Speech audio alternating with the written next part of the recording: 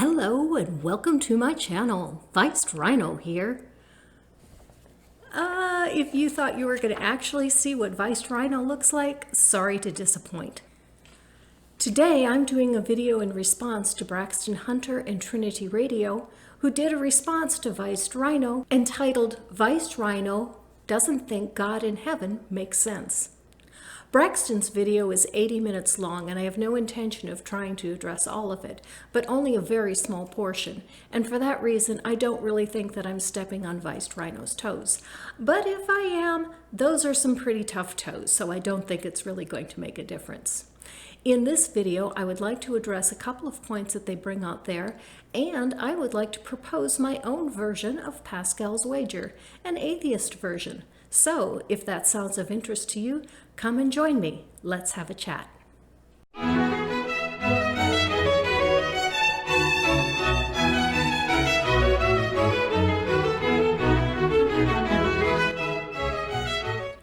There you are.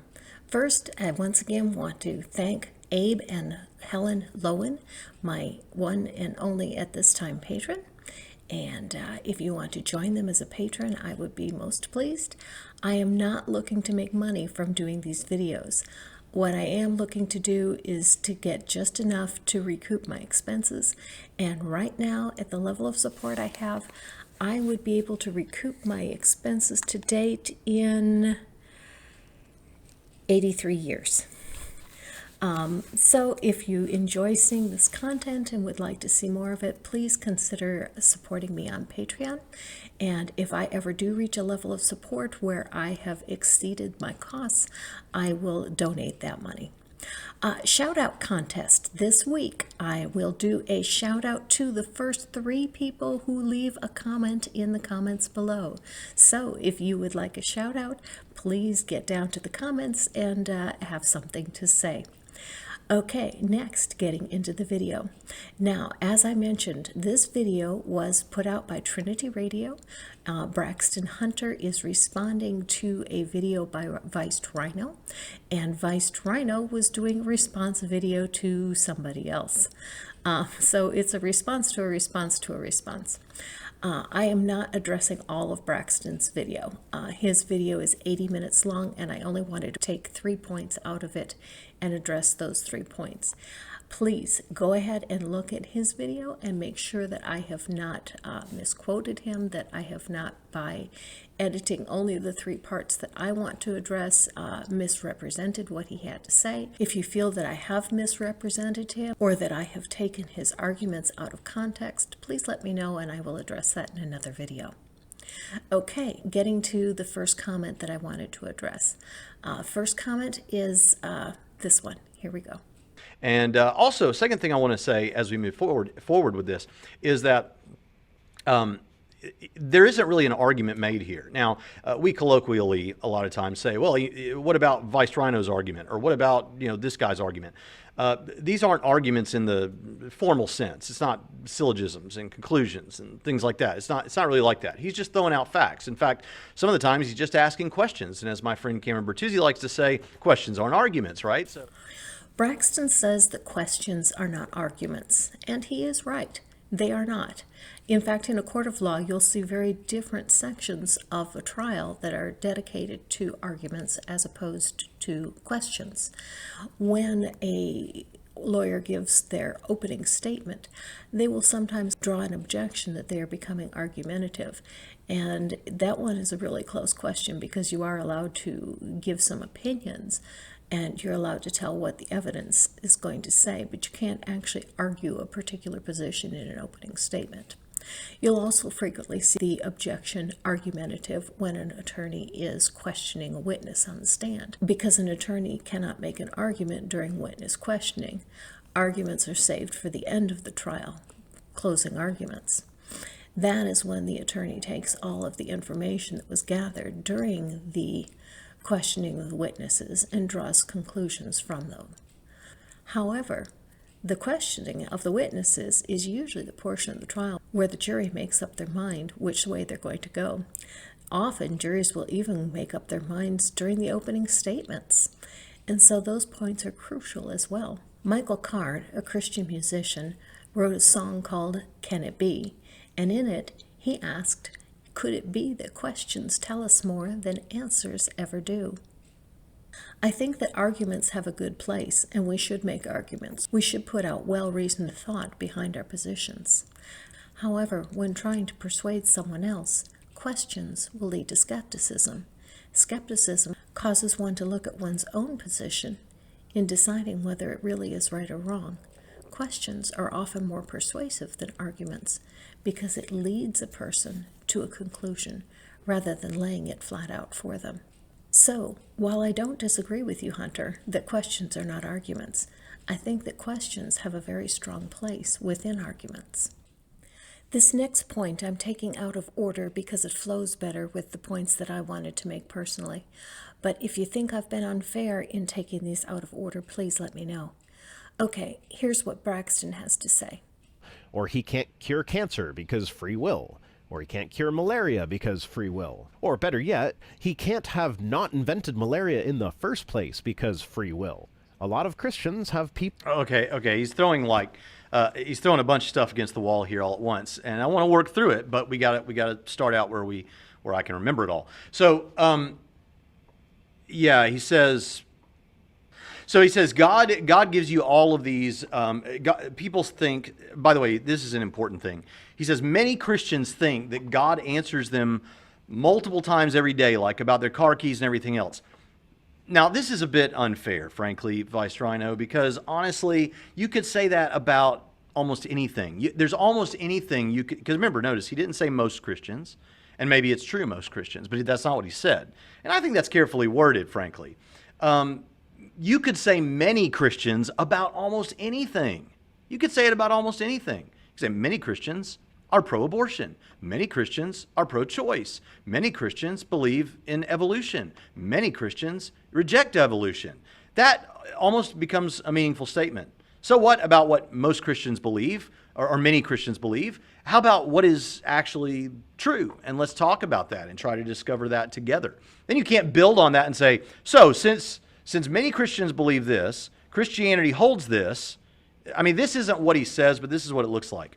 Many Christians believe this, so therefore Christianity says this, so then why doesn't God do this? I mean, that is a real upside-down pyramid. It's built on very little there. You can't just take what some Christians believe and then hold God to the standard of what some Christians think he does. That doesn't seem to make a lot of sense. Now notice the shift in Braxton's position. Vice Rhino said, their lives personally several times per day, doing things like helping them find their car keys or navigating traffic safely, or finding the toy that's all the rage this year for your kid's Christmas present that they're going to forget they even have 2 weeks later. He was talking about people attributing actions to God multiple times per day. Braxton is talking about people attributing ideas to God. When Braxton says many people take this position, many people say that, he's looking at what people are saying about God. Vice Rhino was talking about what people are saying that God is doing. And should we judge God according to what many Christians say that God is doing? Absolutely, because the Christians themselves will tell you that. How do I know that? Take a look at Matt Dillahunty's show and watch people who call in. When Matt asks them, what evidence do you have of God? They usually point to personal experience. And when people say that God has answered prayer in this way or that way, what they are doing is they are telling you their experience with God. Christians make the argument that even though we can't see the wind, we know the wind is there because we can feel its effects. And they say that applies to God in that even though we can't see God, that they know God is there because they feel the effects of what he has done, such as answering prayer. So when an atheist asks, how do you know there is a God, and you relate to them your experience, then of course atheists have to judge whether or not God exists and what he does based on the experiences that are related to them by many Christians. If we then, as atheists, are judging God according to the experiences of Christians, and those experiences include things like cancer, suffering, death, How then do we reconcile that with the idea of God being a loving and benevolent God? This is Braxton's answer to that question. We don't want to die. Death is horrible. Cancer it causes great suffering that then culminates in death. But here's what needs to be remembered. If you put on all the clothes of the Christian worldview, death is not the end. In fact, this life is brief by comparison to eternity with God in heaven, where there will be no cancer, where there will be no pain, where there will be no sorrow. See, when Christians bring answers to the problem of suffering, the problem of evil, we bring what are called theodicies. How is God just in spite of this? But here's the thing. There are several theodicies that are given, several answers that are often given. The thing I want you to recognize is I think that most of them have truth in them. And there is truth in what is known as the heaven theodicy, in the sense that this isn't the end of the story. And while it is very difficult for us to watch someone go through that, we don't see from God's perspective. Braxton tells us we need to focus not on this life, but on the next life, because this life is very brief, but the next life is eternal. And this is what leads me to Pascal's wager and to proposing my own version, which I'm calling Granny's wager.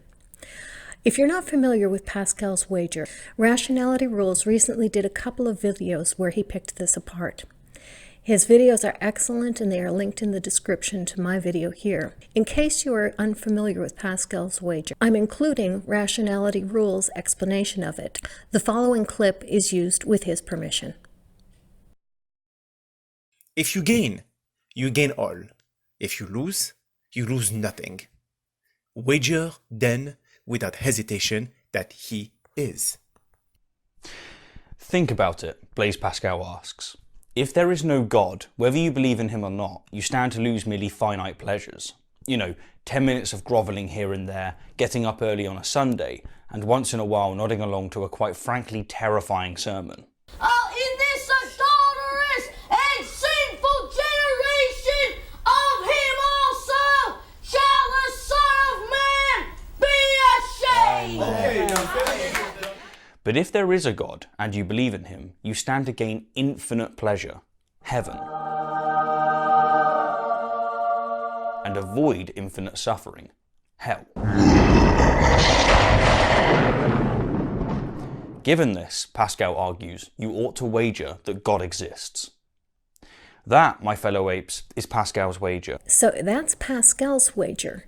I would propose that there are a lot more possibilities than just those that are presented in Pascal's wager. Here's the box that I propose. Okay, first, there's only two possibilities. Either God exists or God doesn't exist. And on the other axis, there are two possibilities. Either you believe or you do not believe. Let's look at the box in the upper right quadrant and look at different possible scenarios that could result. First, God exists and you believe, but you've believed in the wrong God. You believed in Allah, but Yahweh is the one true God. You believed in Jesus, but Vishnu is the one true God, or Thor, or Zeus. Either way, you get to heaven and you find out that you believed in the wrong God. Sorry, you're out of luck.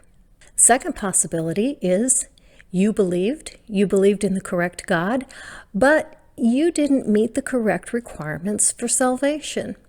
I'm going to focus on the Christian requirements for salvation at this point because I am most familiar with Christianity. If your religion has different requirements than what I've listed here, that just makes the list longer of the different things that you may have failed to do in order to obtain salvation. Okay, here's my list. You believed that all you needed to get into heaven was to believe in God and you will be saved. But it turns out the Catholics were right. It's a faith plus works requirement. A third possibility is that you believed in the correct God, you met the correct requirements for salvation, but you lost your salvation. I know a number of Christian sects that say that if you die and you have unconfessed sin in your life, then you have lost your salvation and you are not saved. This is why the Catholic position for so long was that people who commit suicide are not saved. Their final act on this life was a sin. And so maybe you believed correctly, but you lost the salvation. Sorry. The final possibility is that you believed in the correct God, you met the right requirements for salvation, and either you kept your salvation or salvation was permanent in the first place, and therefore you get eternal life. Now, in this box that, according to Pascal, is supposed to be a certainty, if you believe in God, you can see that to meet all of the criteria would only accept a very small minority of people. The next box is the one that Pascal labeled as infinite loss. You didn't believe in God, God does exist, and now you are damned for eternity. Next possibility is that God exists and you don't believe, but God's plan was to save everybody all along. Maybe he has a plan of salvation that includes everyone, like the Universalists say. Or maybe all paths lead to God, like people in some other faiths say. Next, I want to take a look at the box in the lower right. If you don't believe that God exists, and in fact God doesn't exist, how do you handle life in this world? You try to live it to the best of your ability, doing the most good that you can for most people. Now, I know that's an extremely idealistic way to look at life, but this is what we all strive for, whether we are Christians or not, whether we believe or not. This is what should be the ideal for all people, regardless of belief. But now, here's the thing that I am most concerned about, and the reason I bring out the wager in the first place. Look at the upper right box. What if we believe in God, but he doesn't exist? You spend your life trying to please a God that you never can please because you will never fully understand what it is that he wants because he isn't there.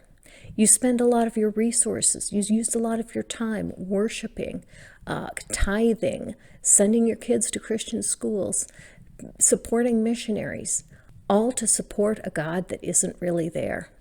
And this is Granny's wager, that whether God exists or God doesn't exist, the chances of you having an eternal life are pretty much the same. But whether your life is a wasted life or a life fulfilled as much as possible, you're much better off living your life without a belief in God than you are a belief in God. Okay, if you think that my reasoning is flawed, please leave a comment in the comment section and tell me where I've gone wrong.